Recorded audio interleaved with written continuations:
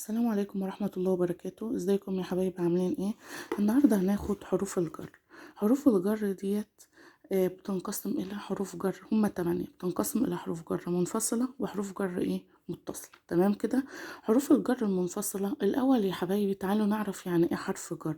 حرف الجر دي يعني حرف ملوش معنى، بيتحط في الجملة عشان يصبح ايه له معنى.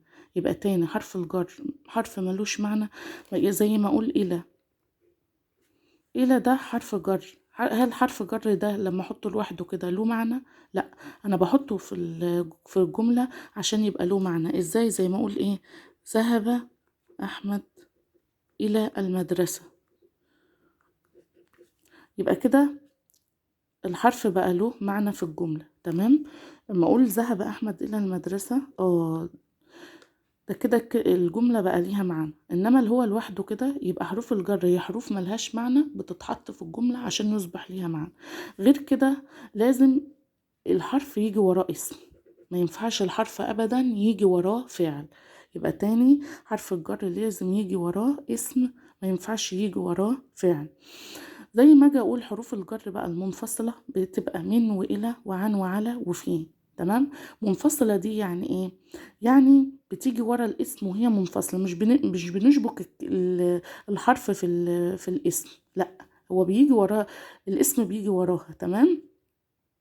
انما الحروف الجر المتصلة اللي هي ايه، الباء والكاف واللام، دي بنشبكها في الاسم. تمام. زي ما اقول ايه، ابي شجاع كالاسد.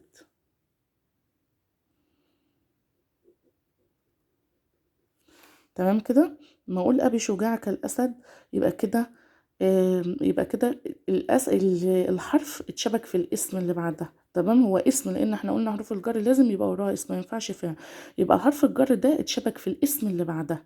تمام. يبقى تاني، حروف الجر هي حروف ليس لها معنى، بتتحط في الجملة عشان يصبح ليها معنى. ولازم بعد حرف الجر يجي اسم، ما ينفعش يجي فعل. تمام. وفي حروف جر منفصلة اللي هي من وإلى وعن وعلى وفي. وحروف الجر المنفصلة ديت ما بتتشبكش في الاسم اللي بيجي ايه بعدها او وراه. انما حروف الجر المتصلة بتتشبك في الايه، في الاسم. تمام. نيجي ناخد امثلة كده على حروف الجر عشان تكون واضحة. هناخد على حروف الجر الايه المتصلة. تمام. المنفصلة، عفوا، حروف الجر المنفصلة. تمام.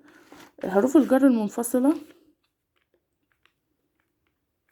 حروف الجر المنفصلة اللي هي ما بتتشبكش في الاسم. تمام. دي حروف جر منفصلة. اما نيجي نقول ايه، من والى وعن وعلى وفي. لما اجي اقول وضعت الدفتر المكتب، يبقى ايه؟ يبقى وضعت الدفتر ايه على المكتب. تمام. ذهبت المدرسة، يبقى ايه، الى المدرسة اهي. احنا لو جينا نقول من والى وعن وعلى، دي حروف ملهاش اي معنى. انما لما حطيناها ذهبت الى المدرسة، انا ذهبت الى المدرسة. تمام. فوضحت الجملة، حطيناها فالجملة وضحت. تمام. ابتعد يبقى عن اصدقاء السوء. تمام. وضعت الكتب في الحقيبة. تمام كده.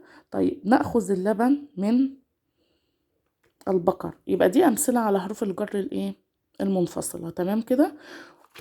نيجي بقى لحروف الجر الايه المتصله. حرف الجر المتصل دي اللي هو يعني ايه، يعني هو حروف الجر دي المتصله دي بتبقى اي حروف الب والكاف واللام وخلاص؟ لا، ده حروف الجر المتصله ديت لازم، لو انا يعني بسنت، لو هناخد كلمه بسنت عشان تكون اوضح. بسنت ديت لو شلت الب يبقى كده الكلمه اتأثرت، بقت سنت، في حاجه اسمها سنت، يبقى ده مش حرف جر. طيب، امال ايه يا مس؟ يبقى الحرف الجر، يبقى حرف الجر ازاي؟ لما اجي اقول ايه، بالقلم. بالقلم. اما اجي اقول، لما جيت قلت هنا بالقلم، يبقى ده حرف جر. ليه حرف جر يا مس؟ قلنا ليه حرف جر، لان لو شلت الب هيبقى قلم، يبقى ده حرف جر. صح.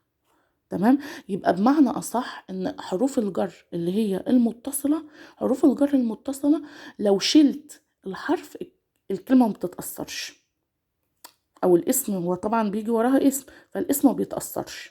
تمام. يبقى حروف الجر المتصلة لو شلت الكلمة، الحرف، لو شلت الحرف من الكلمة الاسم ما بيتأثرش او الكلمة ما بتتأثرش. نقول اسم بقى لان هي لازم بيجي وراها اسم. تمام. زي ما اجي اقول ايه، يقدم هنا المدير الهدايا للتلاميذ، فلو شلت اللام التلاميذ الكلمة متأثرتش. طيب أبي شجاع كالأسد، لو شلت الكاف برضك الاسم ما تأثرش، الأسد. تمام. أحمد يكتب بالقلم. تمام. يبقى في حروف الجر المتصلة نفرق بينها وبين الحروف العادية ازاي؟